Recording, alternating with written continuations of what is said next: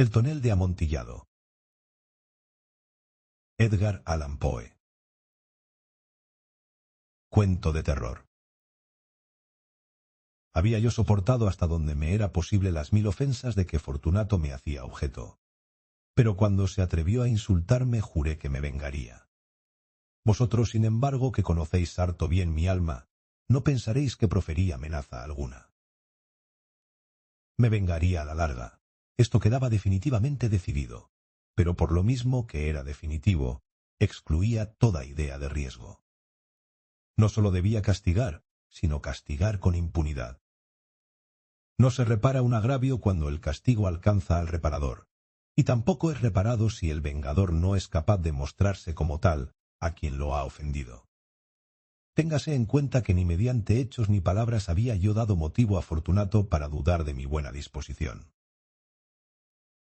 Tal como me lo había propuesto, seguí sonriente ante él, sin que se diera cuenta de que mi sonrisa procedía, ahora, de la idea de su inmolación. Un punto débil tenía este Fortunato, aunque en otros sentidos era hombre de respetar y aun de temer. Enorgullecerse de ser un connoisseur en materia de vinos. Pocos italianos poseen la capacidad del verdadero virtuoso.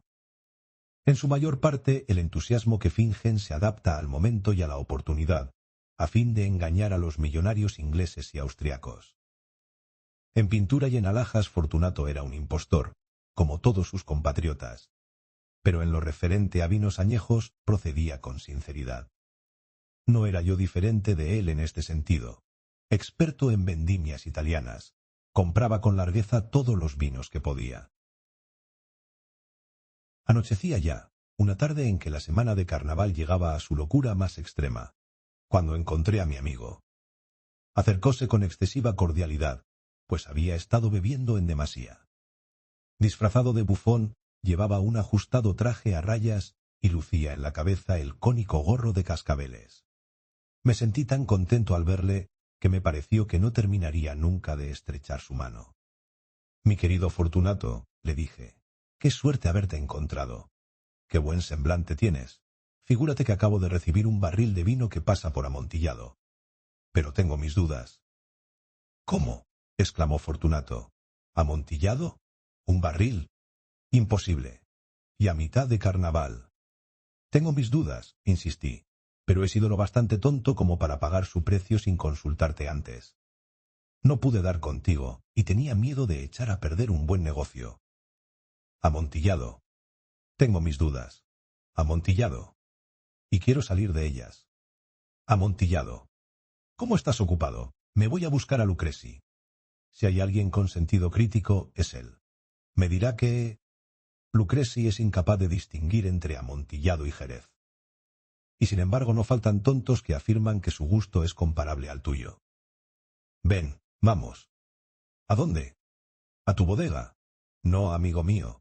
No quiero aprovecharme de tu bondad. Noto que estás ocupado. Y Lucreci. No tengo nada que hacer. Vamos». «No, amigo mío. No se trata de tus ocupaciones, pero veo que tienes un fuerte catarro. Las criptas son terriblemente húmedas y están cubiertas de salitre.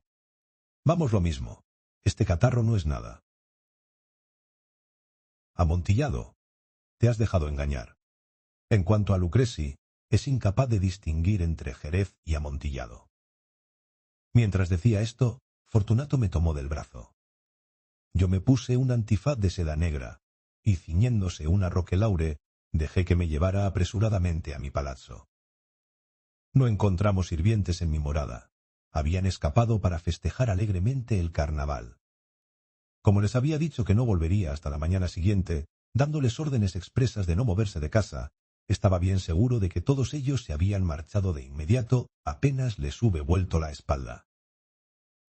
Saqué 2 antorchas de sus anillas y, entregando una a Fortunato, le conduje a través de múltiples habitaciones hasta la arcada que daba acceso a las criptas. Descendimos una larga escalera de caracol, mientras yo recomendaba a mi amigo que bajara con precaución. Llegamos por fin al fondo y pisamos juntos el húmedo suelo de las catacumbas de los Montresors. Mi amigo caminaba tambaleándose, y al moverse tintineaban los cascabeles de su gorro. «El tonel», dijo. Está más delante, contesté, pero observa las blancas telarañas que brillan en las paredes de estas cavernas. Se volvió hacia mí y me miró en los ojos con veladas pupilas, que destilaban el flujo de su embriaguez. ¿Salitre? Preguntó después de un momento. Salitre, repuse. ¿Desde cuándo tienes esa tos? El violento acceso impidió a mi pobre amigo contestarme durante varios minutos. No es nada, dijo por fin. Vamos, declaré con decisión. Volvámonos. Tu salud es preciosa. Eres rico, respetado, admirado, querido. Eres feliz como en un tiempo lo fui yo. Tu desaparición sería lamentada, cosa que no ocurriría en mi caso. Volvamos, pues, de lo contrario. Te enfermarás y no quiero tener esa responsabilidad. Además está Lucreci, que... Basta, dijo Fortunato. Esta tos no es nada, y no me matará. No voy a morir de un acceso de tos. Ciertamente que no, repuse. No quería alarmarte innecesariamente. Un trago de este Medoc nos protegerá de la humedad. Rompí el cuello de una botella que había extraído de una larga hilera de la misma clase colocada en el suelo. Bebe, agregué presentándole el vino. Mirándome de soslayo, alzó la botella hasta sus labios. Detúvose y me hizo un gesto familiar, mientras tintineaban sus cascabeles. Brindo, dijo, por los enterrados que reposan en torno de nosotros. Y yo brindo porque tengas una larga vida. Otra vez me tomó del brazo y seguimos adelante. Estas criptas son enormes, observó Fortunato. Los Montresors, repliqué, fueron una distinguida y numerosa familia. He olvidado vuestras armas. Un gran pie humano de oro en campo de azur. El pie aplasta una serpiente rampante, cuyas garras se hunden en el talón. ¿Y el lema? Nemo me impune lacessit. Muy bien, dijo Fortunato. Chispeaba el vino en sus ojos y tintineaban los cascabeles. El Medoc había estimulado también mi fantasía. Dejamos atrás largos muros formados por esqueletos apilados, entre los cuales aparecían también toneles y pipas, hasta llegar a la parte más recóndita de las catacumbas. Me detuve otra vez, atreviéndose ahora a tomar del brazo a Fortunato por encima del codo. Mira cómo el salitre va en aumento, dije. Abunda como el moho en las criptas. Estamos debajo del lecho del río. Las gotas de humedad caen entre los huesos. Ven, volvámonos antes de que sea demasiado tarde. La tos. No es nada, dijo Fortunato. Sigamos adelante, pero bebamos antes otro trago de Medoc. Rompí el cuello de un frasco de Degrave y se lo alcancé. Vacilo de un trago y sus ojos se llenaron de una luz salvaje. Riéndose, lanzó la botella hacia arriba, gesticulando en una forma que no entendí. Lo miré, sorprendido. Repitió el movimiento, un movimiento grotesco. ¿No comprendes? No, repuse. Entonces no eres de la hermandad. ¿Cómo? No eres un masón. Oh, sí, exclamé. Sí lo soy. ¿Tú eres un masón? Imposible. Un masón, insistí. Haz un signo, dijo él. Un signo. Mira, repuse, extrayendo de entre los pliegues de mi roquelaure una pala de albañil. Te estás burlando, exclamó Fortunato, retrocediendo algunos pasos. Pero vamos a ver ese amontillado. Puesto que lo quieres, dije guardando el utensilio y ofreciendo otra vez mi brazo a Fortunato, que se apoyó pesadamente. Continuamos nuestro camino en busca del amontillado. Pasamos bajo una hilera de arcos muy bajos, descendimos, seguimos adelante, y luego de bajar otra vez, llegamos a una profunda cripta, donde el aire estaba tan viciado que nuestras antorchas dejaron de llamar y apenas alumbraban. En el extremo más alejado de la cripta se veía otra menos espaciosa. Contra sus paredes se habían apilado restos humanos que subían hasta la bóveda, como puede verse en las grandes catacumbas de París. 3 lados de esa cripta interior aparecían ornamentados de esta manera. En el cuarto, los huesos se habían desplomado y yacían dispersos en el suelo, formando en una parte un amontonamiento bastante grande.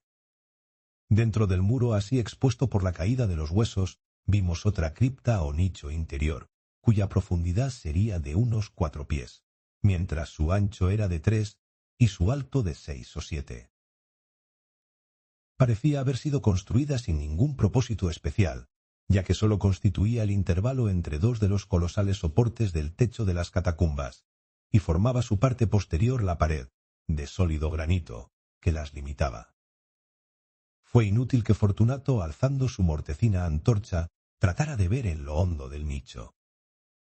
La débil luz no permitía adivinar dónde terminaba. «Continúa», dije. «Allí está el amontillado. En cuanto a Lucreci...» «Es un ignorante», interrumpió mi amigo, mientras avanzaba tambaleándose y yo le seguía pegado a sus talones. En un instante llegó al fondo del nicho y, al ver que la roca interrumpió su marcha, se detuvo como atontado. Un segundo más tarde quedaba encadenado al granito. Había en la roca 2 argollas de hierro, separadas horizontalmente por unos 2 pies. De una de ellas colgaba una cadena corta, de la otra un candado. Pasándole la cadena alrededor de la cintura, me bastaron apenas unos segundos para arrojar. Demasiado estupefacto estaba para resistirse. Extraje la llave y salí del nicho. «Pasa tu mano por la pared», dije, «y sentirás el salitre. Te aseguro que hay mucha humedad. Una vez más, te imploro que volvamos. ¿No quieres? Pues entonces tendré que dejarte. Pero antes he de ofrecerte todos mis servicios». «¿El amontillado?», exclamó mi amigo, que no había vuelto aún de su estupefacción. «Es cierto», repliqué. «El amontillado». Mientras decía esas palabras, fui hasta el montón de huesos de que ya he hablado. Echándose a un lado, puse en descubierto una cantidad de bloques de piedra y de mortero. Con estos materiales y con ayuda de mi pala de albañil comencé vigorosamente a cerrar la entrada del nicho. Apenas había colocado la primera hilera de mampostería, advertí que la embriaguez de Fortunato se había disipado en buena parte. La primera indicación nació de un quejido profundo que venía de lo hondo del nicho. No era el grito de un borracho. Siguió un largo y obstinado silencio. Puse la segunda hilera, la tercera y la cuarta. Entonces oí la furiosa vibración de la cadena. El ruido duró varios minutos, durante los cuales, y para poder escucharlo con más comodidad, interrumpí mi labor y me senté sobre los huesos. Cuando por fin cesó el resonar de la cadena, tomé de nuevo mi pala y terminé sin interrupción la quinta, la sexta y la séptima hilera. La pared me llegaba ahora hasta el pecho. Detúveme nuevamente, y alzando la antorcha sobre la mampostería, proyecté sus débiles rayos sobre la figura allí encerrada. Una sucesión de agudos y penetrantes alaridos, brotando súbitamente de la garganta de aquella forma encadenada, me hicieron retroceder con violencia. Vacilé un instante y temblé. Desenvainando mi espada, me puse a tantear con ella el interior del nicho, pero me bastó una rápida reflexión para tranquilizarme. Apoyé la mano sobre la sólida muralla de la catacumba y me sentí satisfecho. Volví a acercarme al nicho y contesté con mis alaridos a aquel que clamaba.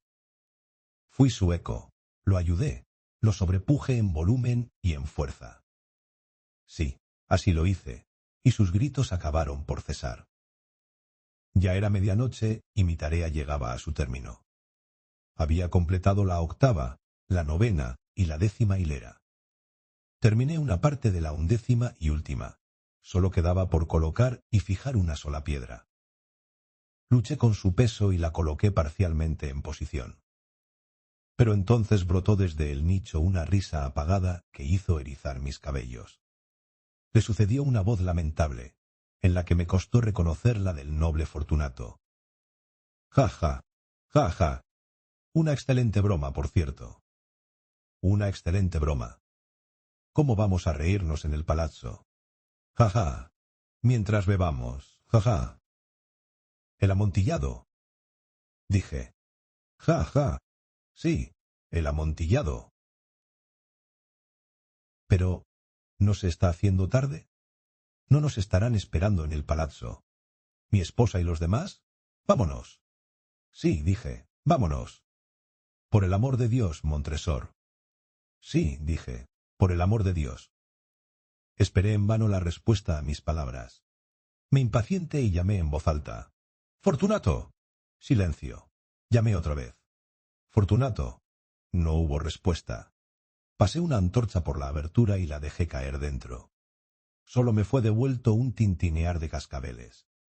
Sentí que una náusea me envolvía. Su causa era la humedad de las catacumbas. Me apresuré a terminar mi trabajo. Puse la última piedra en su sitio y la fijé con el mortero.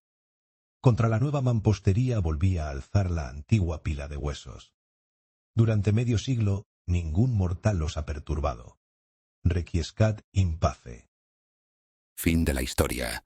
Si te gustó, dale like, suscríbete y cuéntanos en los comentarios qué parte fue tu favorita. Nos vemos en la próxima aventura.